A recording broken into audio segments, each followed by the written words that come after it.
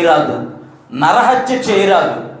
కొత్త నిబంధన గ్రంథము నిజస్వరూపమైన యేసుప్రభు ఏం చెప్పారనంటే, ఒక స్త్రీని మోహపు చూపుతో చూస్తే చాలు.